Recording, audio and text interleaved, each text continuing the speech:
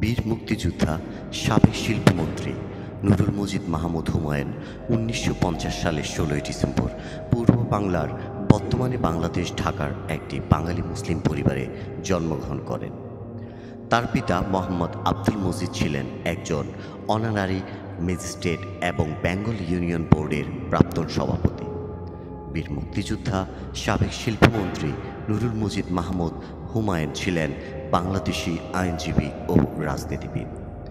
বাংলাদেশের সাবেক শিল্পমন্ত্রী, প্রবীণ রাজনীতিবিদ এবং মুক্তিযোদ্ধা নুরুল মজিদ মাহমুদ হুমায়ুন আর নেই।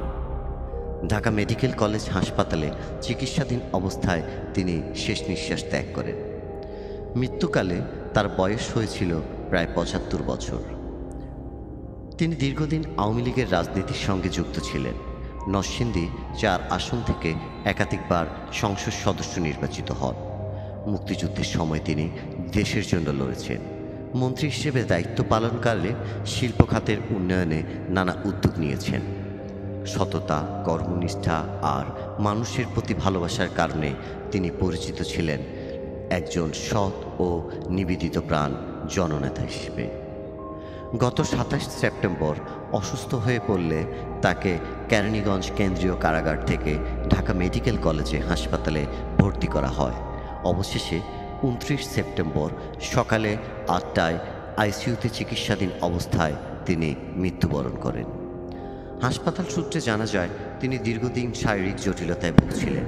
তার মৃত্যুকে ঘিরে দেশে আলোচনা তৈরি হয়েছে, কারণ মৃত্যুর সময় তিনি হাতকড়া পরা অবস্থায় ছিলেন।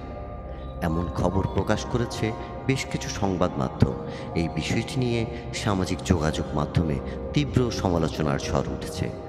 অনেকে মনে করছেন, একজন মুক্তিযোদ্ধা এবং সাবেক মন্ত্রীর প্রতি এমন ব্যবহার অত্যন্ত অমানবিক।